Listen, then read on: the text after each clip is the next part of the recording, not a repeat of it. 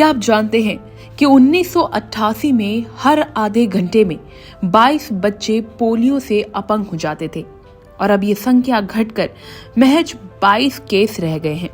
लेकिन क्या इसका मतलब ये है कि अब हमें अलर्ट रहने की जरूरत नहीं है? बिल्कुल भी नहीं। पोलियो खत्म होने के बावजूद इससे जुड़ी कई गलतफहमियां आज भी लोगों के मन में है। तो चलिए जानते हैं पोलियो से जुड़े कुछ मिथ्स के बारे में। कई लोग मानते हैं कि पोलियो की वैक्सीन से साइड इफेक्ट्स होते हैं। ये पूरी तरह गलत है। लाखों लोगों ने ये वैक्सीन ली है और इससे किसी को भी कोई सीरियस साइड इफेक्ट्स नहीं हुए हैं।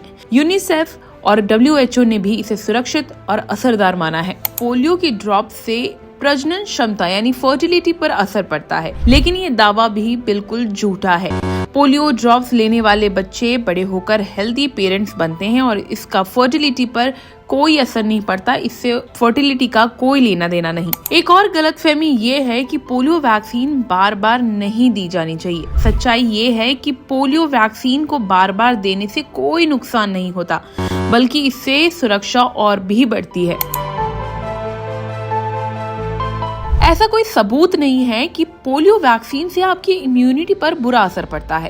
दरअसल बच्चों की इम्यूनिटी को मजबूत रखना जरूरी है ताकि वो बीमारियों से बच सकें और पोलियो की वैक्सीन इसमें मदद करती है। कुछ लोग सोचते हैं कि पहले बच्चों की बाकी बीमारियों का इलाज किया जाए और फिर पोलियो की वैक्सीन दी जाए, लेकिन ये सोच बिल्कुल गलत है।